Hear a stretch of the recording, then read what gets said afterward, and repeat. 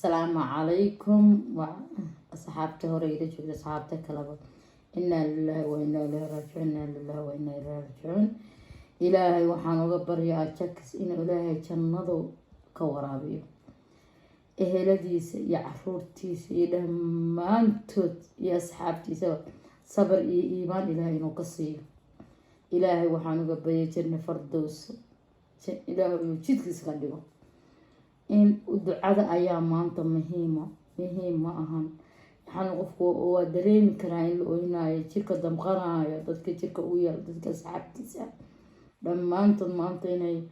dismuraal yihiin waa oga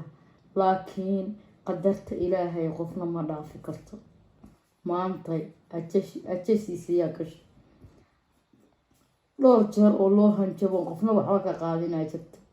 alxamdulilah maanta intaas wuu ka noolaa laakiin maanta iyadoo qofna dilin wuxuu sababsaday qadarta ilaahay u naxariisto aheeladiisana samir iyo iimaan saadiq allah ka siiyo saasaan lay asxaabe ilaahay u naxariisto aan u ducayno intaas ayaa muhiim ah ina dhaho innaa lilaahi wa innaa ilayhi raajicuun ilaahay u naxariisto qabrigiisa allah u nuuri kitaabkiisa midigta allah adduunyada dhibkeeda wouba ka tegay kitaabka midigta allah ka siiyo aan u ducayno walaalkeen maanta wuxuu nooga baahan yahay hiiladaas maxay ka duco ilaahay inuu awlaadiisa u barakeeyo uusa galaashiisa fidnaynin asagana janno fardowso ilaahay inuu u deeqo